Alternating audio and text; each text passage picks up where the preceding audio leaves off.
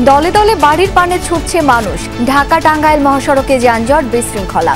তিল ধারণের জায়গা নেই লঞ্চে, ট্রেনের ছাদে ঝুঁকিপূর্ণ যাত্রা।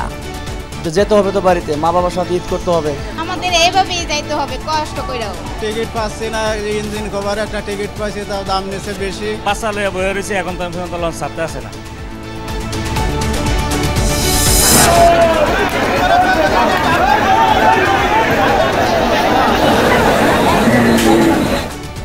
রাজধানীতে জমজমাট পশুর হাট, ছোট মাঝারি গরুর চাহিদাই বেশি, গতকালের তুলনায় কমেছে দাম।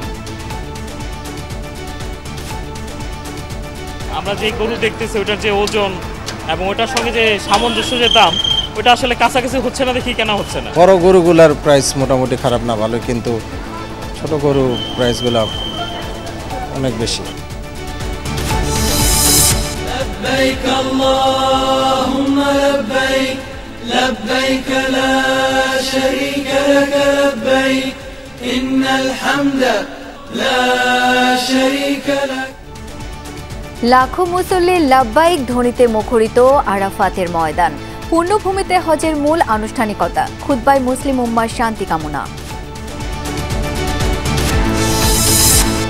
ঈদ জামাতের জন্য প্রস্তুত হচ্ছে জাতীয় ঈদগাহ। ছুটির ঢাকায় নিরাপত্তার শঙ্কা নেই, জানালেন স্বরাষ্ট্র উপদেষ্টা। লন্ডন ফিরলেন বিএনপির ভারপ্রাপ্ত চেয়ারম্যান তারেক রহমানের স্ত্রী ডাক্তার জুবাইদা রহমান।